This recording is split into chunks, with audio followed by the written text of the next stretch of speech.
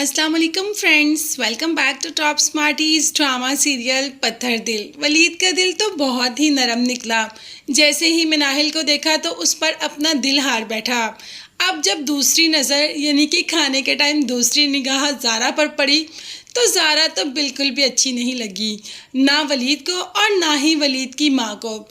ولید کی ماں کو بہو کے روپ میں زارا جیسی نہیں، مناہل جیسی لڑکی چاہیے۔ اب جب ولید سے بات کی اور کہہ دیا کہ میں تمہاری آنکھیں پڑھ سکتی ہوں، میں تمہاری سب سے اچھی دوست ہوں، مگر تم نے تو مجھے نہیں بتایا۔ میں جانتی ہوں تمہیں زارا نہیں مناہل پسند آئی ہے، اور مجھے بھی زارا نہیں مناہل پسند آئی ہے، تو میں زارا کی ماں سے مناہل کا رشتہ تمہارے لیے مانگ لوں گی۔ اب ولید تو یہ سن کر بہت خوش ہو جاتا ہے کہ ماں نے بھی وہی پسند کیا جو اسے پسند آیا۔ مناہل اسے بہت اچھی لگی اور عادتاً بھی مناہل بہت اچھی ہے، اور ویسے بھی گھر میں اس کا رہن سہن طور طریقے سب اب ولید دیکھ ہی رہا ہے، کیونکہ ولید ابھی اسی گھر میں اسٹے کر رہا ہے، تو اسے مناہل کی عادتیں، اسے رہنے سہنے کا طریقہ، اس کا کھانا بنانا، سب کی کیئر کرنا، یہ سب بہت اچھا لگ رہا ہے۔ جبکہ زارا بالکل بھی ایسی نہیں، اسے تو صرف اپنے آپ کو سنوارنا، فیشن کرنا، باہر جانا، یہی سب چیزیں بہت پسند ہیں۔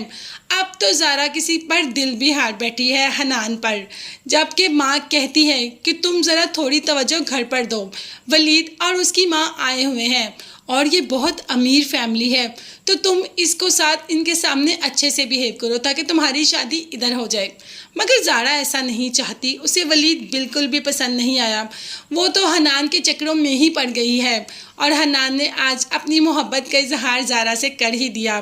حنان کوئی زارا سے محبت نہیں کرتا، حنان تو صرف اس کا گھر اور اس کی دولت کے پیچھے ہے کہ بھائی باہر ہے، جو بھی کمائے گا بہن کو بھیجے گا اور میں اس پر عیاشی کروں گا، مطلب مجھے کمانا ہی نہیں پڑے گا۔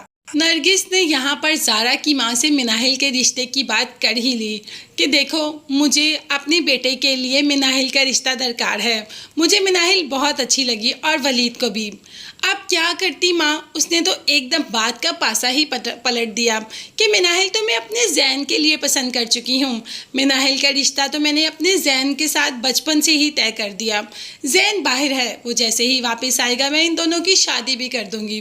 تو بس اب نرگس کو چپ ہی لگی، اب وہ کیا کہہ سکتی تھی۔ فی الحال اپنا سونے کا ایک حسین کنگن اتار کر مناہل کو گفٹ کے طور پر دے دیتی ہے۔ مناہل گفٹ قبول نہیں کرتی، مگر ماں اتنا انسسٹ کرتی ہے کہ وہ قبول کر ہی لیتی ہے۔